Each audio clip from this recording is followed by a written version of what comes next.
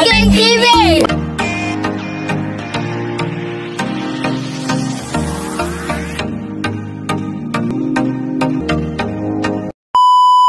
Ayong adlaw kaninyong tanan mga ka-hiking, nandito na po kami sa 10,000 Roses. Kuyog sa ako ang manghod. Siyempre maglaag-laag ta karon kay naman ang atong igsuon. Siyempre, kung niabot dayon ta diha sa Lapu-Lapu sa Mactan Shrine, no, sa plaza, kay for the first time sa akong manghod nga akong gilaag diri nga si Honey Jane, kay diri man ang iyang gustong laagan, kay karon pa daw siya sukad sa iyang pagkabata diha ra daw niya makita sa libro, kaya ngayon humanda na karon kay naa na gyud siya diri sa giawayan nila Magellan ug ni Lapu-Lapu diri sa Mactan Shrine. Of course, simpre galaag-laag ug katanaw-tanaw ug simpre apila na mo og picture ang mga view diri mismo sa giawayan nilang Magellan ug ni Lapu-Lapu.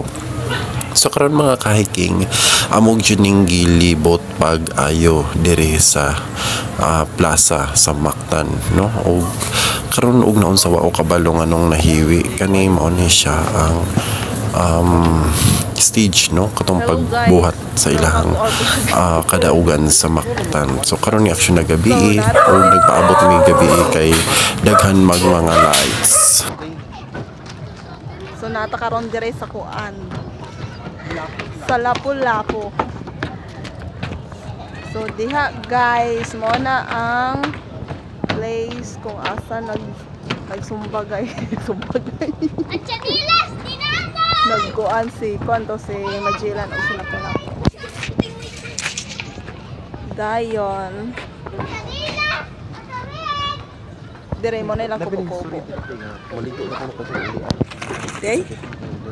Hindi mo maligo diri?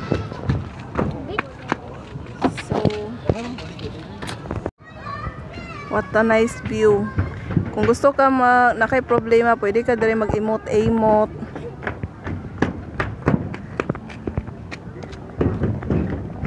Lalom di ano eh. Okay. So muna ilang tulay-tulay.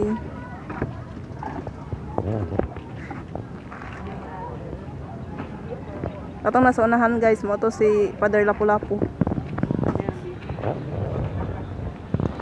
Guys, is what to me sa souveniran sa Mactan Shrine na diri sa Lapu-Lapu. Kauban ni Sister Red. Musorry ta diri bisag wa tay kwarta, musorry ta nang atan ako lang sa ilang souvenir. Puhon, bigyo ko katubang ang pagbis sa microphone nga di kato bitong nay bulag phone. Oh. Kuan nabutuhon na yun ay bakag yun. Ano yung mga souvenir? Souvenir po ni Selena.